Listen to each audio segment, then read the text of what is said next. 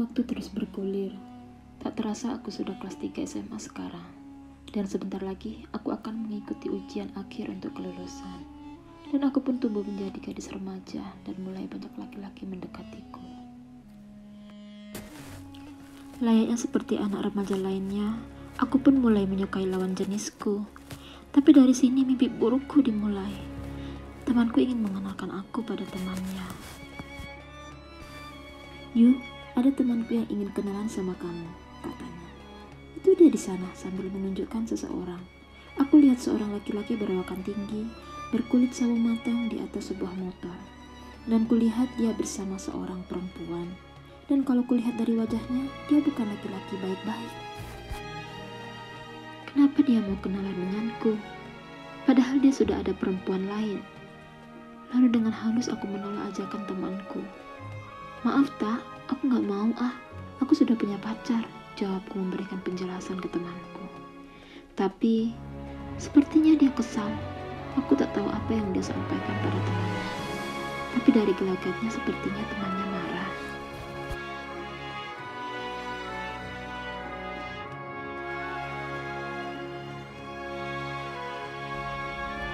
Tiga hari kemudian, tak sengaja aku bertemu dengan temanku itu di jalan. "Hei, ayo kan," panggilnya sambil menghampiriku dengan motornya. "Aku Marco," katanya sambil memperkenalkan dirinya. "Aku temannya Ita," katanya lagi. "Oh," jawabku. Tapi aku rasa dia sengaja menungguku. Kenapa dia tahu aku selalu lewat jalan itu? "Mau kemana?" tanyanya. "Pulang," jawabku singkat. "Aku antar ya," katanya menawarkan diri. "Gak usah," aku berusaha menolak tawarannya.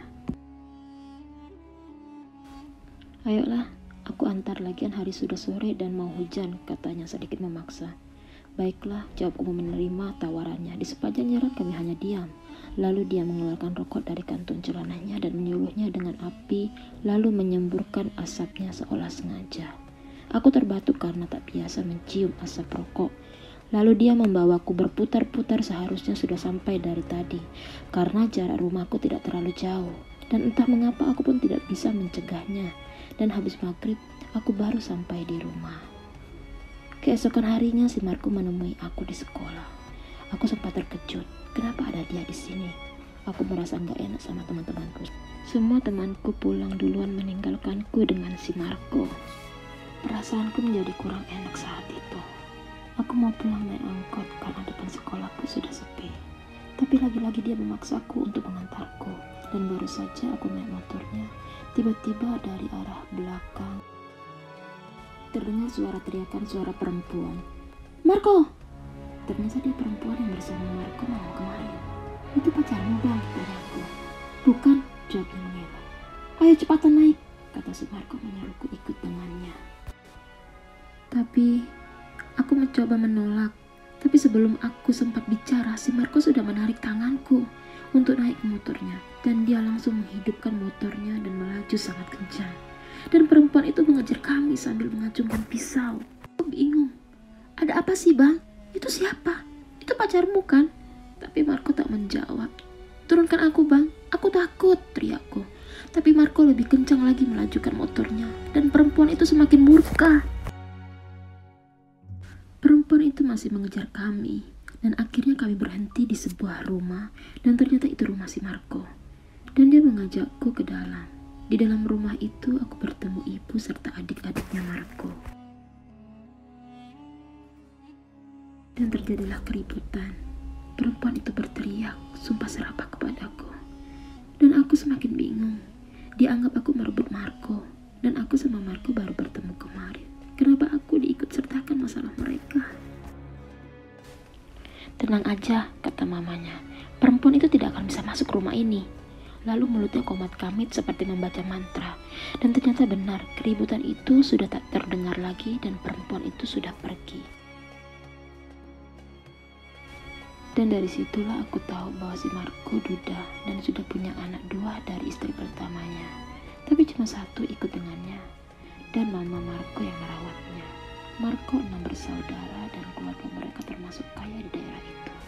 Lalu aku minta pulang karena masih syok Dari kejadian kemarin aku gak tahu apa yang aku rasa, cuma bingung dan takut. Aku jadi takut pergi sekolah dan aku hanya tiduran di rumah. Lagi-lagi si Marco menyuruh temannya menjemputku ke rumah dengan alasan ada yang mau Marco bicarakan. Sebentar saja, penting katanya. Lalu aku pamit ke ibuku untuk pergi sebentar. Tapi ternyata dia bohong. Tidak ada yang penting. Aku langsung minta pulang, tapi dia selalu menghalangiku.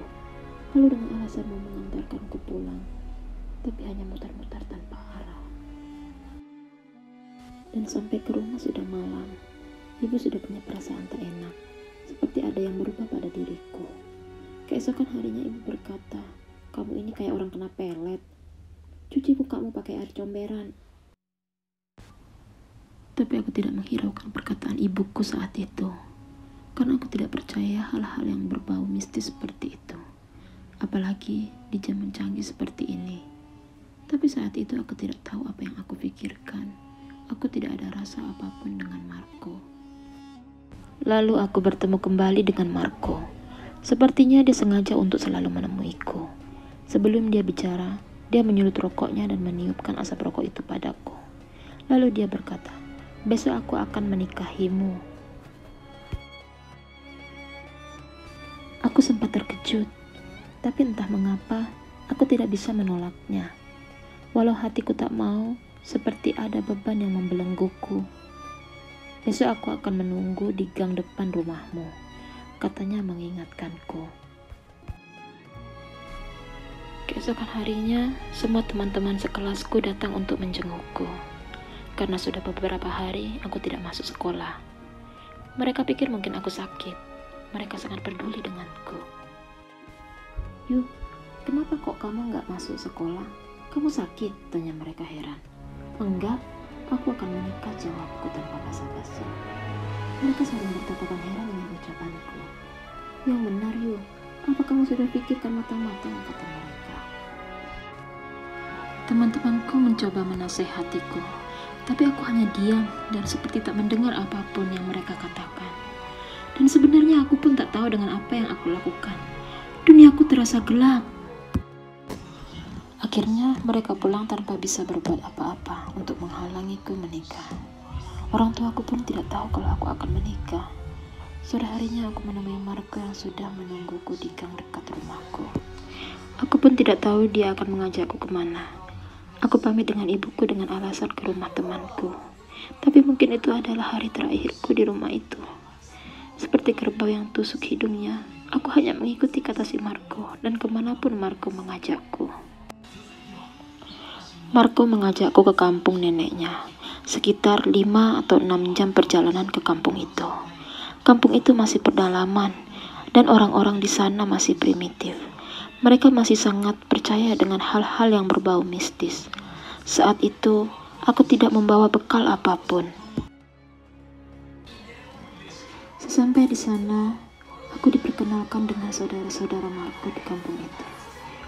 Dan kami menginap di salah satu rumah saudaranya. Mereka berkumpul di rumah itu. "Mang, tolong nikahkan kami sekarang," kata Marco pada salah satu pamannya. Mereka kaget.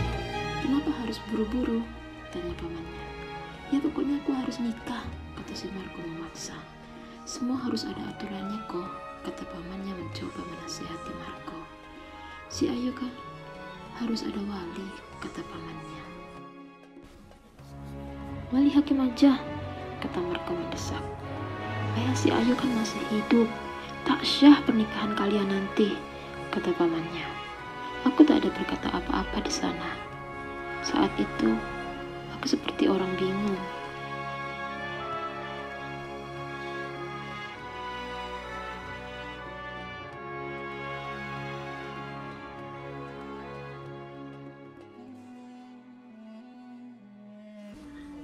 Aku mendapat kabar bahwa ayah kandungku tak memberikan surat untuk perwalian.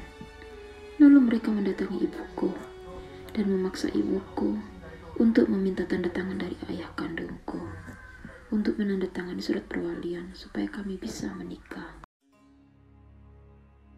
Aku tahu, pasti ibuku sangat sedih dan kecewa saat itu. Dan akhirnya kami mendapatkan surat perwalian dari ayah kandungku. Keesokan malamnya kami akan dinikahkan. Tidak ada perasaan bahagia yang aku rasakan saat itu. Aku pun bingung dengan perasaanku. Kami menikah dengan sangat sederhana. Hanya saudara-saudara Markus saja yang hadir. Saat Marco mengucapkan ijab kabul, perasaanku tiba-tiba seperti tersentak. Ada perasaan sedih, ingin menolak, atau berontak. Kenapa aku menikah? Kami tidak pernah pacaran. Aku tidak ada rasa cinta dengan Marco. Baru 1 minggu aku mengenalnya. Dan kenapa aku menikah dengannya? Orang yang usianya terpaut jauh denganku. Aku masih 17 tahun, sedangkan dia 37 tahun. Kenapa aku menikah dengannya? Aku juga tak tahu jawabannya. Dan tidak ada yang menarik dari dirinya. Dia cacat, kulitnya gelap, mukanya seram, tidak ada aura kebaikan.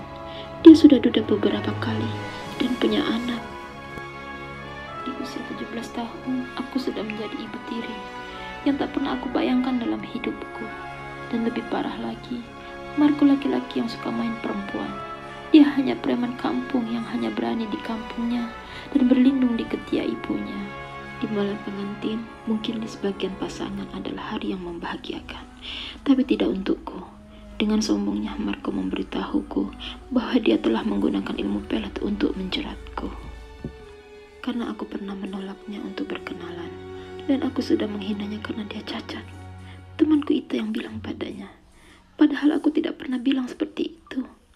Teganya itu padaku dan aku hanya bisa menangis malam itu.